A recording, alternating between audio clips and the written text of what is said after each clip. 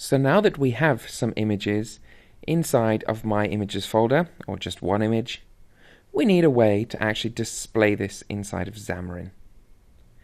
Let's open up our main.storyboard and explore the first way, which is to set it using this GUI editor, or the designer.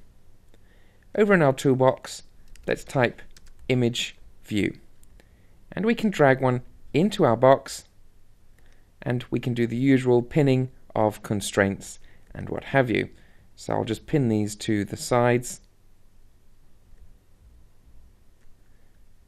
and then once we've done that, I'm going to discuss exactly how we show images.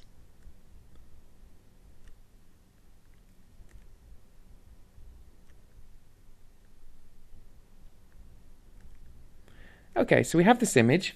If we click the image view, come over to our properties section, we already know about setting a name, so we won't set that currently. If we scroll down inside of the image view section, we can click image down, and Xamarin will automatically find all of the compatible image files inside of our project and present us a list. So I can click horse.jpg. Now the first thing you'll notice is that this is the wrong aspect ratio. You can set the aspect ratio in the view section just below the image view, and this is known as the mode. When you click the mode box down, there are various ways of doing it. We can have center, and this will just take the full resolution of the image and center it inside of your box. We can have aspect fit, and that fits the image to whatever box you have and leaves clear bars either on the top and bottom or the sides. Or you can have aspect fill, which actually fills the image view, and when this is shown to the user, these clipped sections of the image on the left and right won't actually be seen. The designer is just showing us to let us know what is being clipped. So let's leave it as aspect fill, and of course if we hit play on our simulator, let's double check that those edges are clipped, and they should be. So if we flick between the two, yes, it appears that we are missing a whole section of the horse on the side there.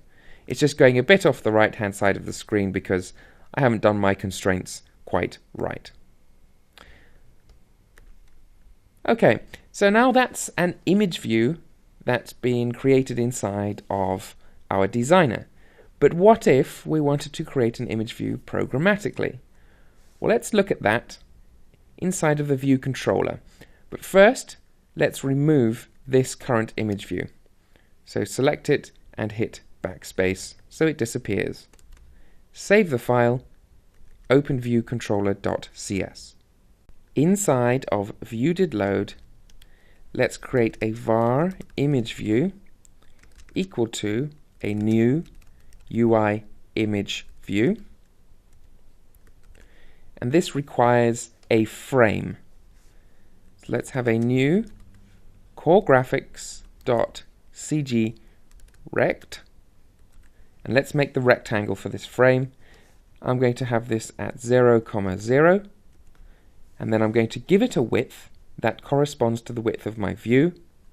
So let's have view.bounds.width, and let's do the same with the height, view.bounds.height. Okay, so we have our image view. Currently, there's nothing displaying in it.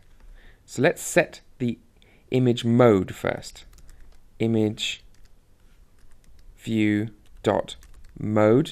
and this is known as the content mode, equal to UI view content mode dot, and we have the same list of options we had in the designer. So let's have scale aspect fit for this one. Now we can set the image.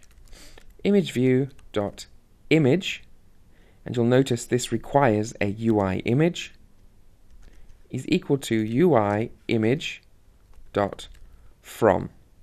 And we have two options here, from bundle or from file. We also have from image. We're only going to look at from file and from bundle because these are the two that you'll use the most often. Now, when should you use from bundle or from file? Because they produce the same result essentially to the end user. Well, from bundle stores a cache of the image, which means that if you're using a certain image multiple times, then it's probably more efficient to use from bundle because you already have a cache of that image. The flip side of that is you're using memory to create that cache, so you might run into memory problems if you're using from bundle for lots of individual files. From file grabs the image, loads it up, and then releases the resources and doesn't actually store a cache of that image.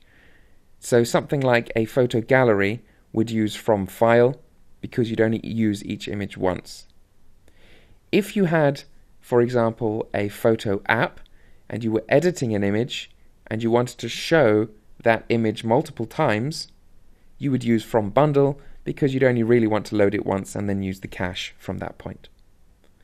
So let's have from file, and this requires a string file name, and this string is relative to the root of your project. So in our case, we have my images /horse.jpg.